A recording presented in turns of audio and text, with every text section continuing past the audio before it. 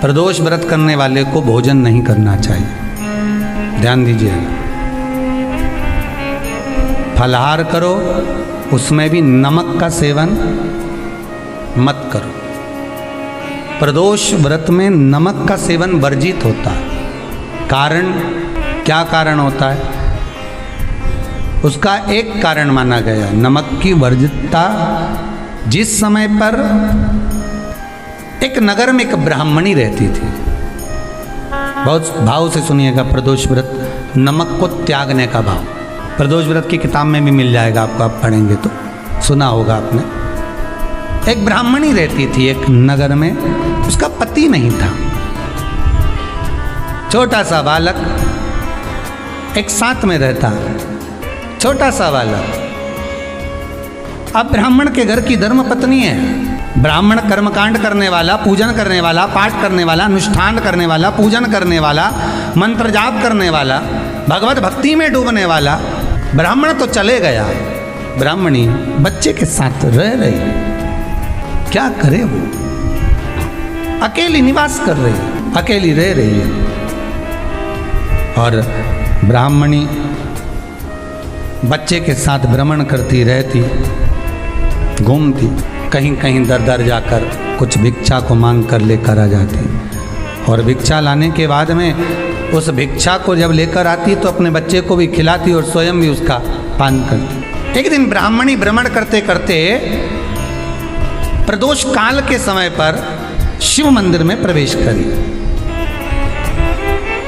प्रदोष काल के समय पर, और शंकर मंदिर में जब प्रवेश करा, प्रदोष काल किसको कहते हैं? सूर्य अस्त हो रहा हो, रात्रि प्रवेश कर रही हो, दोनों का जब मिलन हो रहा हो वो प्रदोष काल कहलाता है। दोनों का जब मिलन हो रहा, सूर्यास्त हो रहा हो, रात्रि अपना चरण बढ़ाने के लिए आगे बढ़ रही हो, और दोनों का जब मिलन हो रहा है, वो प्रदोष काल है, वो प्रदोष का समय है। ब्राह्मणी मंदिर में प्रवेश कर रही, जब ब्राह्मणी मंदिर में प्रवेश करी, मंदिर के अंदर पहुंची, प्रदोष काल का समय था, प्रदोष का समय चल रहा था।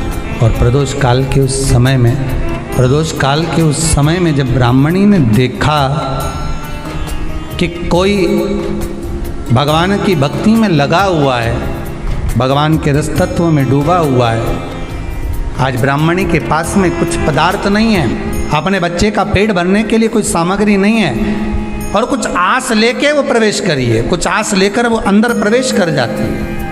कोई ऋषि की पत्नी, कोई ब्राह्मण जन की अर्धांगिनी उस प्रदोष के समय पर शंकर का अभिषेक पूजन कर रही थी, भगवान शिव की आराधना कर रही थी, भगवान की भक्ति में डूबी हुई थी। जब भगवान शिव की आराधना में डूबी हुई है, आराधना कर रही है, ये कुछ पाने के लिए चली गई, ये कुछ पाने के लिए गई, और इसके मन में आया कि मैं कुछ, मुझे भोजन का कोई पदार्थ मिल जावे, मुझे कुछ भोजन मिल जावे, और जब मुझे भोजन मिल जाएगा तब मैं जो पाऊंगी अपने बच्चे को भी पाऊंगी। पर जिस मंदिर में वो प्रवेश करी थी, जहाँ पर नारी पूजन कर रही थी शंकर की प्रदोष काल में, वहाँ पर पड़ी हुई कुछ वस्तु को इस ब्राह्मणी ने मांग लिया।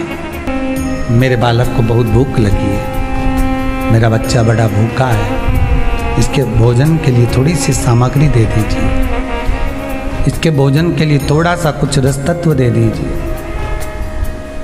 उसने उठाया थोड़ा सा पदार्थ, कुछ जो उसके पास में था वो दिया। जब दिया तो देने के बाद जब उसे प्राप्त हुआ, और होने के बाद में जब वो मिल गया उसको, तो उसने उस समय पर उस पदार्थ को जैसे ही मुख में लिया, लेते ही कहा, इसमें तो स्वाद नहीं है, इसमें स्वाद नहीं है। उस ब्राह्मणी ने बड़ा सुंदर एक संवाद कहा। घर का जो बड़ा होता है ना, घर का जो बड़े होता है, घर का बुजुर्ग जो होता है, घर का जो प्रथम स्थल प्राप्त करने वाला, मेन कुर्सी पर, अच्छी जगह पर जो बैठने वाला होता है ना, ब्राह्मणी कहती है वो कभी किसी वस्तु में ऐब नहीं देखता, मिनक नहीं निकालता। समाज के अन्नकूट होते हैं, समाज के जब अन्नकूट होते हैं महाराज, समाज के जब अन्नकूट होते हैं, बड़े बड़ी समाजों में जब कार्तिक महीने में अन्नकूट महोत्सव होते हैं, बहुत सारा प्रसाद बनता है। जो बुजुर्ग होते हैं ना, बड़े समझदार लोग होते हैं ना, तो अन्नकूट की जब प्रसाद खाने बैठते हैं ना, उसमें नमक नहीं भी होता ना तो नहीं बोलते कि इसमें नमक नहीं है। पर जो हमने डोनेशन दिया है, जब तुम आए थे समाज वाले तो हमने 1000 का लिफाफा दिया, 500 का लिफाफा दिया, 2000 का लिफाफा दिया और भोजन ऐसा बनवाया। एक व्यक्ति वो जो खाकर चुपचाप चले गया और एक व्यक्ति वो जिसने प्रसाद पर उंगली उठाई। इन दोनों को अन्नकूट की तारीख पे इनका नाम लिख लो और अगला अन्नकूट आए तब दोनों की दशा देखना। एक जो चुपचाप खाकर चले गया, भगवान के प्रसाद को प्रसाद मानकर, प्रभु का दर्शन मानकर लेकर चले गया, वो उन्नति की सीढ़ी पर चढ़ता चले गया।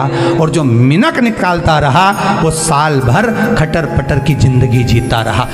भगवान के प्रसाद में कभी भी ध्यान रखिएगा, भगवान के प्रसाद के अंतर्गत स्वाद की कोई मूलता नहीं होती। भगवान का प्रसाद स्वयं स्वाद है। भगवान के प्रसाद में नमक नहीं देखना, मिर्ची नहीं देखना, भगवान के प्रसाद में शक्कर नहीं देखना, भगवान के प्रसाद में कुछ ये नहीं देखना कि कितना माल डला, कितना घी, कितना बादाम, कितना काजू, कितना इलायची डला। हाँ, यहाँ तक शास्त्र कहता है कि भगवान का प्रसाद अगर बन रहा है तो उसकी सुगंध भी नहीं ली जाती है महाराज। यहाँ तक शास्त्र कहता है। जब तक भगवान उसको पानी ले तब तक उसका सुगंध भी नहीं ली जाती। और कई कई जगह तो भगवान को प्रसाद अगर सूखा सामान हाथ में आ गया, इलायची कैसी है, मंदिर के अंदर जाने वाली है भगवान को डलने के लिए, लाओ यार किसकी दुकान से आई इलायची बताओ, इलायची तो 25 बार सूंघा, हाँ हाँ अच्छी है, अब सूंघ लिया तो भगवान इसको स्वीकार करेगा क्या? अरे जम के तो बोलो। एक फूल तुमने बगीचे से तोड़ा और सोचा इसमें पहले मैं सूंघ लेती हूँ, इसमें स्वाद है कि नहीं, इस फूल में गंध है कि नहीं, इसमें सुगंध है कि नहीं, और फूल सूंघ लिया, उसके बाद तुम भगवान को देखो, भगवान स्वीकार करेगा नहीं। कई कई घरों में तो हंडी से दाल चलाती जाए ने हाथ में डाल के। महाराज ब्राह्मणी ने जैसी मुख में लिया थूक दिया। ये श्रेष्ठ नहीं है। जो ऋषि की पत्नी अंदर पूजन कर रही थी प्रदोष काल में, उसने कह दिया आपका चेहरा बता रहा है कि आप ब्राह्मण की धर्म पत्नी, पर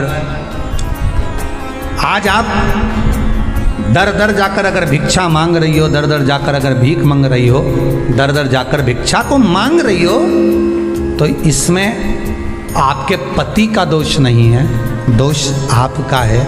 क्योंकि आप भगवान के प्रसाद में भी जो स्वाद देखी थी ना, ये आपका एक जन्म का नहीं है, ये ना जाने कितने जन्म का है। ब्राह्मणी के मस्तिष्क में बैठ गया, ब्राह्मणी के उस वो कहा ना, वो बक्कल में नहीं अक्कल में बैठ गया कि ये स्वाद नहीं देखना। इसलिए प्रदोष व्रत के अंतर्गत ब्राह्मणी ने उस दिन से विचार कर लिया कि जैसे आप पूजन कर रही हो, जैसे आप अर्चना कर रही हो, जैसे आप आराधना कर रही हो, ऐसी आराधना, ऐसी पूजन, ऐसी भक्ति मैं भी करूँगी, ऐसी आराधना मैं भी करूँगी। अब मैं स्वाद नहीं देखूंगी। तो प्रदोष व्रत करने वाले को ध्यान रखना चाहिए कि नमक का सेवन ना करे, भोजन ना करे, फलाहार करिए, फल का आहार करिए, प्रयास करिए।